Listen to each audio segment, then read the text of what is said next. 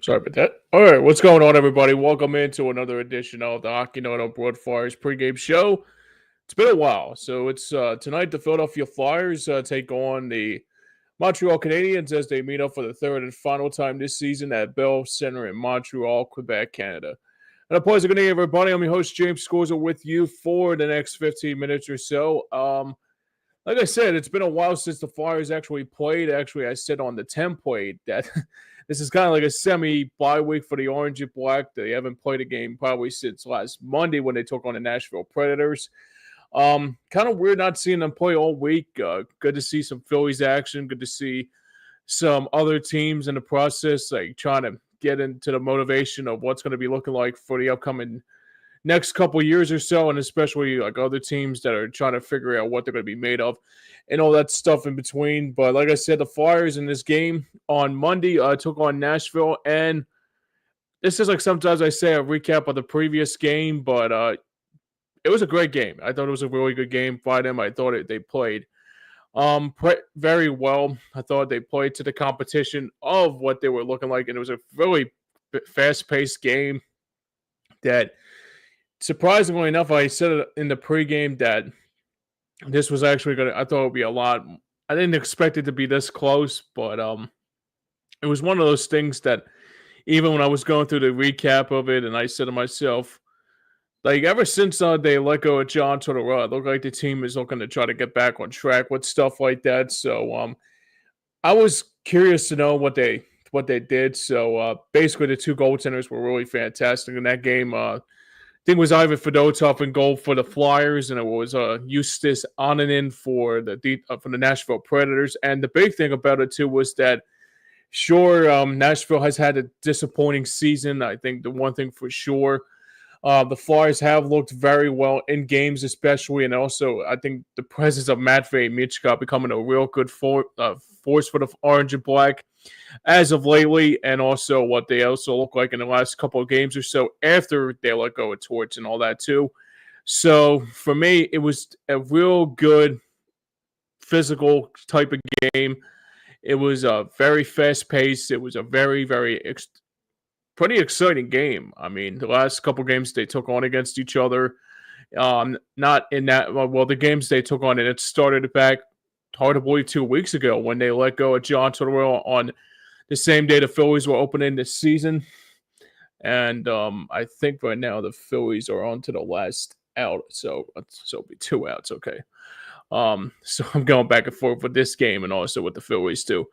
So anywho, as I was saying, speaking of the Phillies, that was the day that John Tortorella got fired. So that, and looks like the Phillies just lost the game. So Dodgers took the second game of the 3-game series. So they'll be probably hopefully coming back against tomorrow, and looked like it was a 1-2-3 bottom of the ninth, and Phillies lose their second game of the season. It's hard to believe they only lost 2 games to this point, but like I said, let's get back to the Flyers real quick here before we go any further. So anyway, as I was saying, John Tortorella getting fired by the Flyers on the very first day of the Phillies season, and then basically after that they have looked very, very well. I thought they played very well to competition, and the first team they took on was the Montreal Canadiens on that Thursday night in South Philadelphia.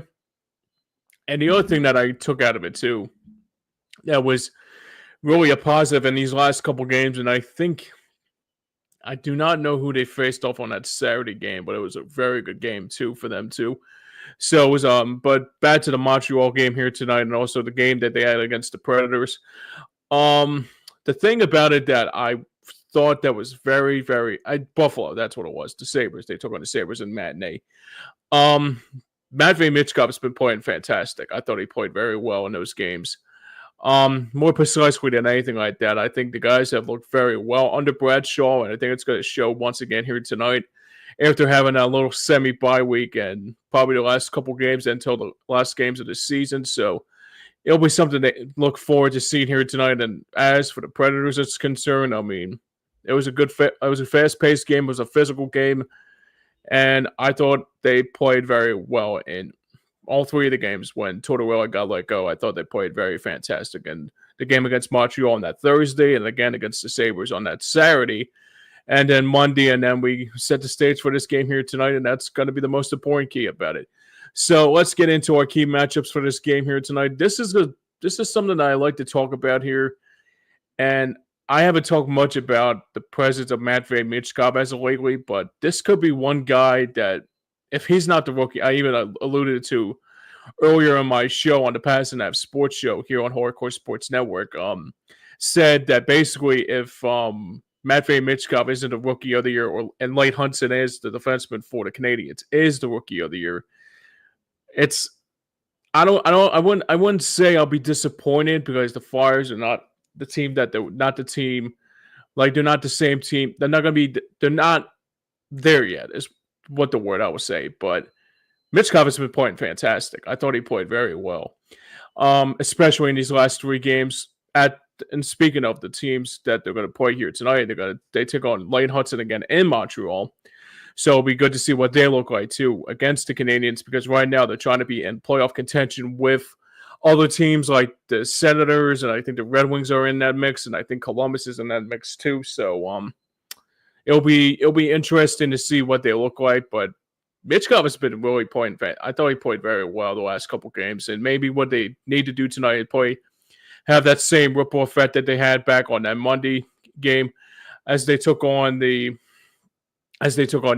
And I think it's going to show what's going to be made of here tonight, what they have in store here tonight for this game. So as for Montreal, like I mentioned, they are looking to try to get back on track here. Well, not get back on track here, but they've been playing actually to competition as of lately. They are looking to try to get into the postseason as the second wild card, also known as back in the day as the 8th seed.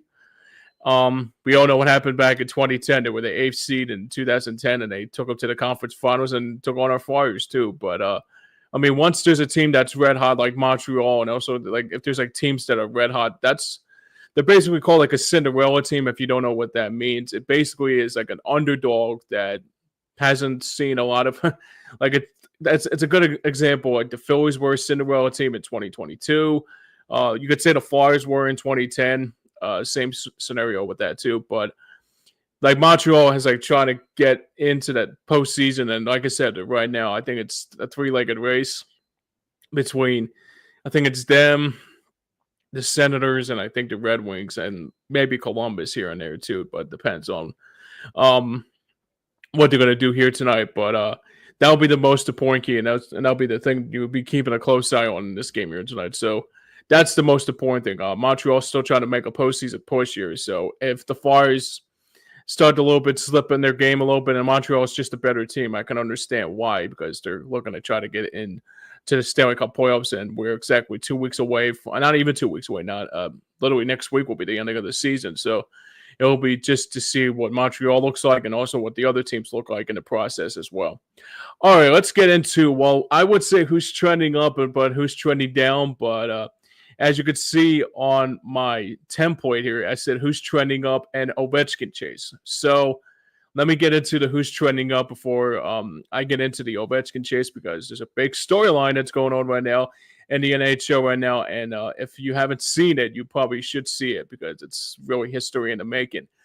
So for who's trending up, well, it's basically plain and simple. It's Matvei Michkov, who's been playing his backside off ever since, like I said, Tortorella getting fired, and the Flyers have played well. They played very well, and sometimes when there's a new coach and there's a new boss, you want to make a good first impression and thinking like, oh crap, I got to do better now. I got to do better for my sake, and also got to do better for the team as well.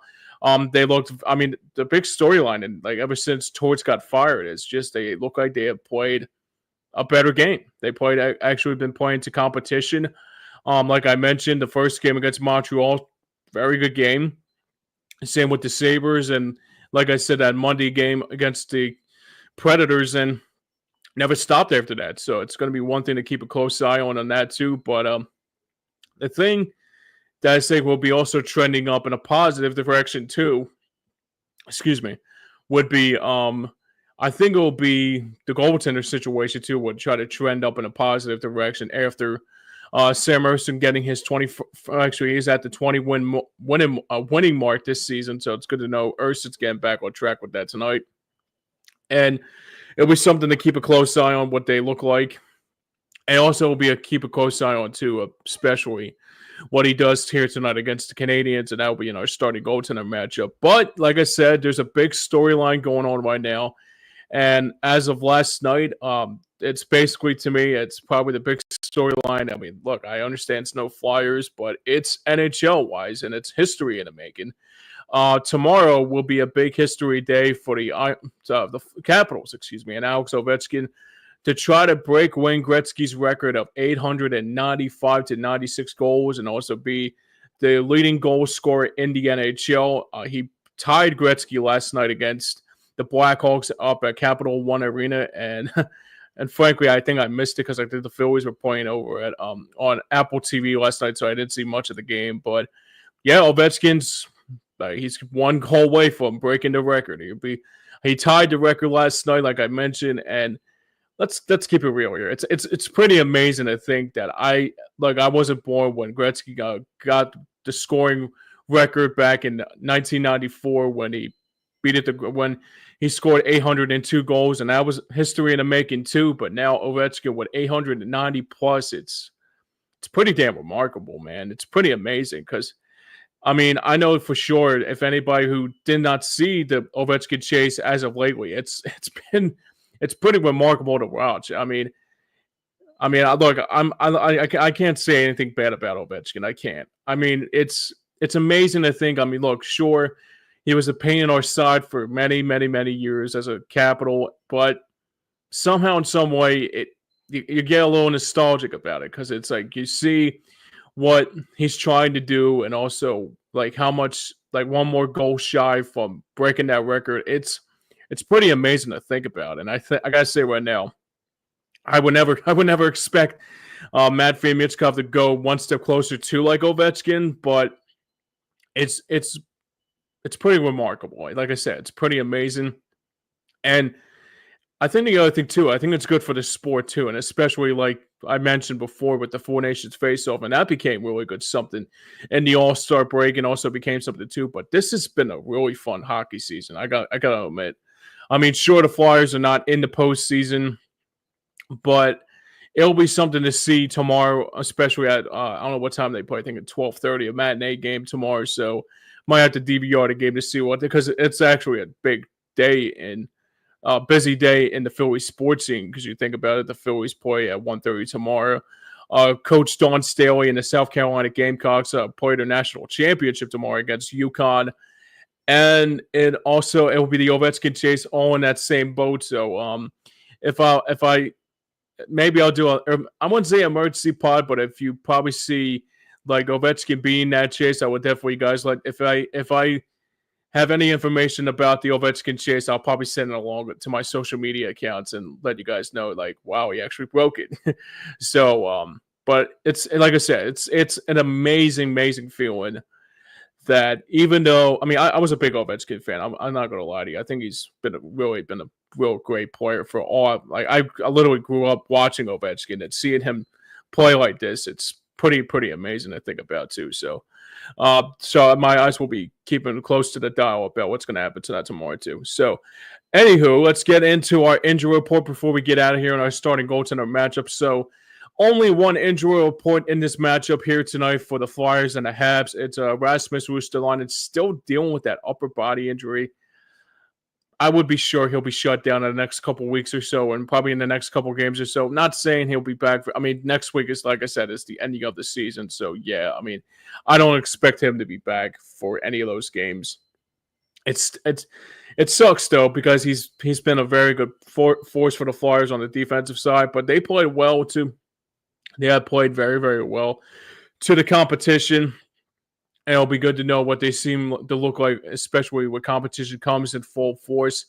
So, like I said, Rasmus still dealing with that upper body injury, and that's majority of the injury report. I would guess Nick Delorier will be back tonight for this game, and also Garnet Hathaway was back for that game against the Predators, so it was good to see Hathaway back in that game.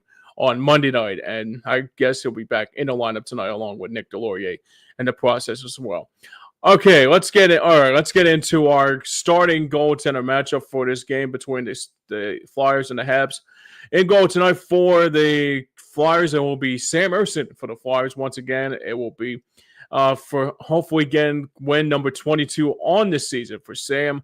And also he is now 21-15-3 this season and has a goals against average of 3.15. And it'll be opposed by Sam Montembeault, as Montembeault, even though he is in playoff contention right now for the Canadiens' sake, his record is 4 games over 500. This is actually kind of surprising, even though the Canadiens are playing good hockey right now. He is a 27-23-6 this season and has a goals against average of 2.91. So I'm guessing those wins, I guess some of them were like overtime losses or even more so. Not overtime losses, but regulation losses, I would expect too. But his goals against average, like I mentioned, 2.91. So Ersson for the Flyers and Montembeault for the Habs and the Canadiens. And the last thing I'll say about this too before we get out of here, if they play like they did the last couple games here for my final predictions in this game, it will be something to keep a close eye on, especially what they look like. The thing about it, too, is that even though the Flyers have played well to the competition as they once have many, many times before, it'll be something to keep a close eye on, too. So it'll be something to keep a very close eye on to see what Montreal does here tonight. Like I said, they're right there in playoff contention with the 3 teams like I mentioned, so it will be interesting to see what they look like, especially what they look like in the next couple games or so, and especially what they'll look like if they make the postseason and so on and so forth. So Nick checks in and says, "Yeah, we need a big game for Michkov. You got it right. Thanks for checking in, man." And also need a big game for Michkov tonight also too. And he says, "Thanks always for the breakdown, James."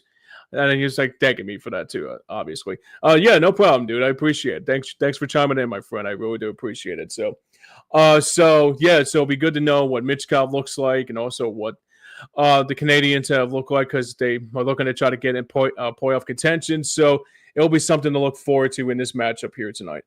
All right, enough squandering. That is going to wrap it up for here. That's going to wrap up this portion of the Hockey Night on Board Flyers pregame show.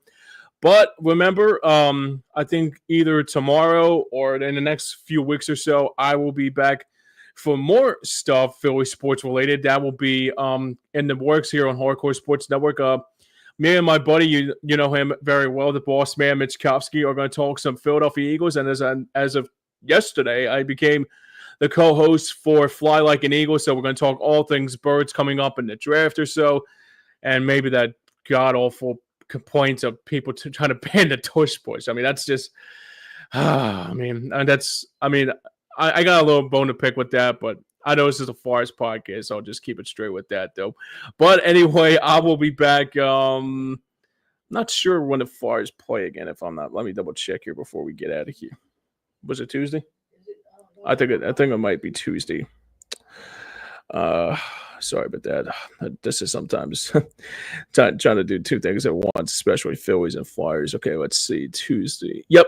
No, Wednesday. So, oh wow, So I'll be back with you guys again on Wednesday. Another semi-bye week in a minute. Yeah. So after tonight, I will be back with you guys on Wednesday when the Flyers take on the New York Rangers. I think for the final time this season, that will be at MSG, Madison Square Garden. I will be back at.